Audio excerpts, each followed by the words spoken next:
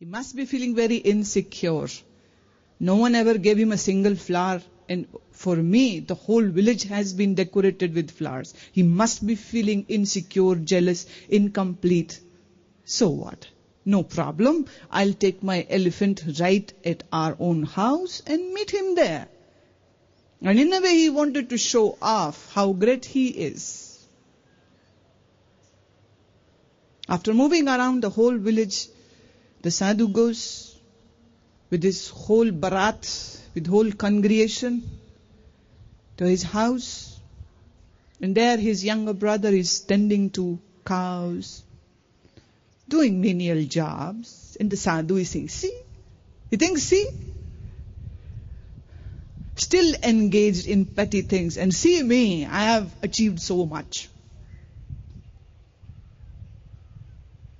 The younger brother never paid attention to this great sadhu and this all halla gulla which was happening around him.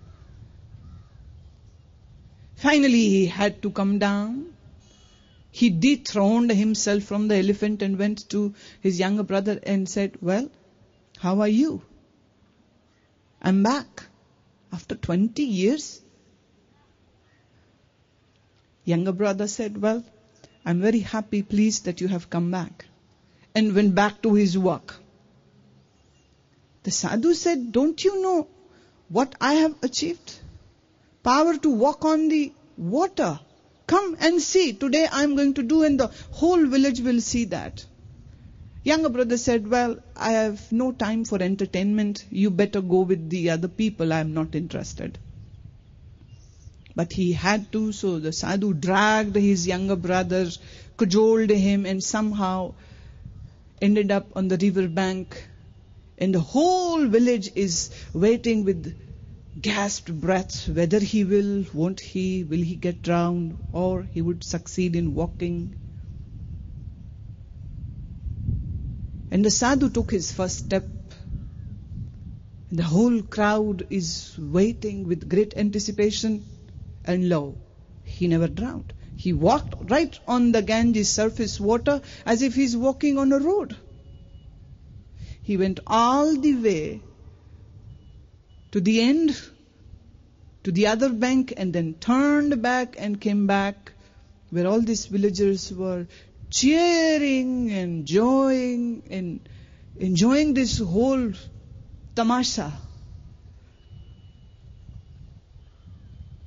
And his younger brother was standing there very somber. With hung head, he was standing there. The sadhu went straight to him and said, dear, why aren't you even looking? Did you see? I walked on the water. 20 years of austerities and I have achieved this. And see yourself.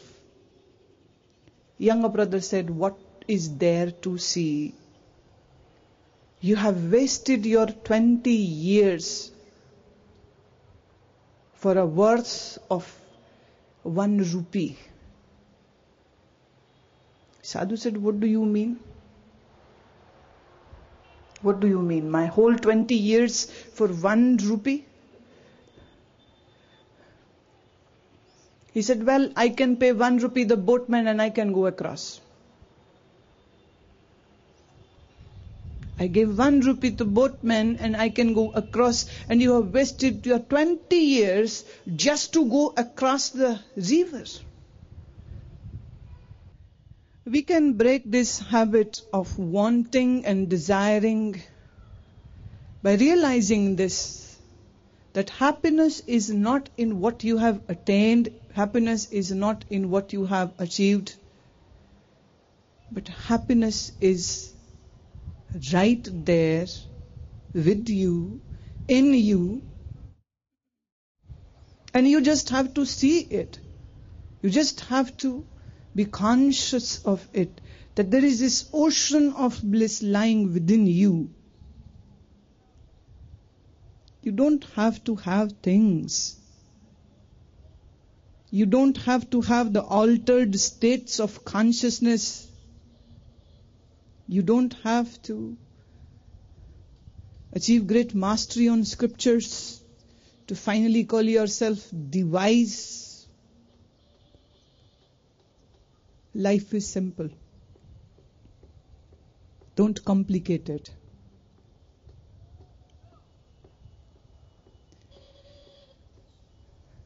Renew your relationship with your own inner being, with your own inner core.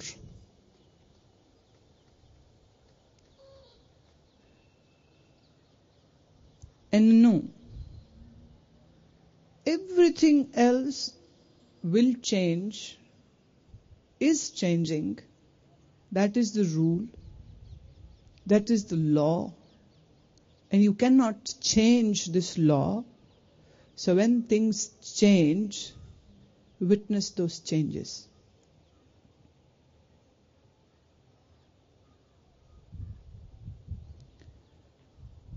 Do not be attached. Do not put conditions. And accept whatever is happening. Even if it is suffering, even if it is misery. Why? Do you know this? Misery makes us more wise. Why? When you are in a difficult time, your all false friends will run away. See? What a boon. All those parasites who are mongering on your things will run away. It is a blessing. When it is a difficult time and in these adverse situations, if you don't allow the identification of mind to rule, then the mind can take a different angle. The angle would be of contemplation. Trying to understand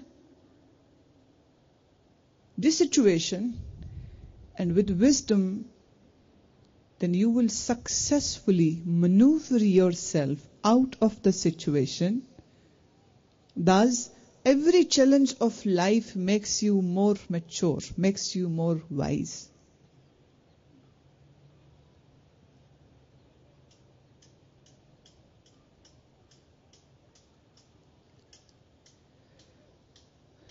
Just see the Ganges, it is just flowing, flowing and flowing. If you try to hold it water, this water, it will turn into a puddle. Stagnant water can never be fresh. Won't be drinkable also. Your body is in a flow. It is changing. Accept the change. There is no way that you can drop out. You have to experience the turbulence, the turmoils, the tears, the anguish, and slowly, with your wisdom, you come out of all this.